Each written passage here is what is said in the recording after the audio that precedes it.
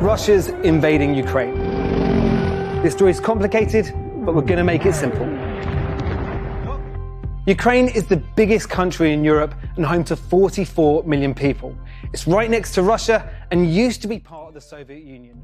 Like many former Soviet states, Ukraine has a lot of Russian speakers, and some regions of the country have people who would like to break away from Ukraine and join Russia. In 2014, Russia invaded one of those regions, the Crimea.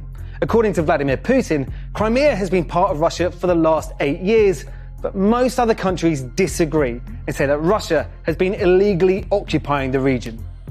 Russia has also been heavily involved in two other parts of Ukraine since then, called Donetsk and Luhansk. Together, these areas are known as the Donbass. Since 2014, Ukrainian forces have been battling Russian-backed fighters who want the Donbass to break away from Ukraine. Despite denying it in the past, Russia has recently stopped trying to hide its involvement in the region.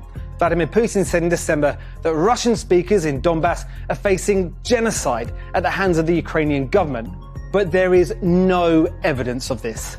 In recent months, Russia has moved 150,000 troops around Ukraine's borders, along with tanks and artillery. Russia said it was protecting itself, but Western countries warned it was preparing for invasion. And that's exactly what Russia did this week.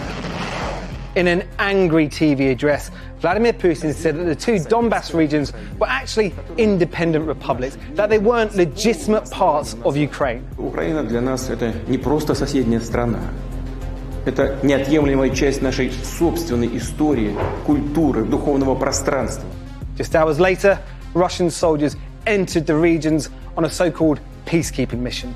Since then, Western countries, including the US and UK, have tried to warn Russia not to invade Ukraine further.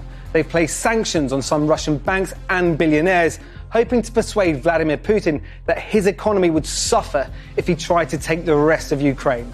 But it hasn't worked. In the early hours of Thursday, Russian troops went beyond Crimea and Donbass and started an assault on the rest of Ukraine.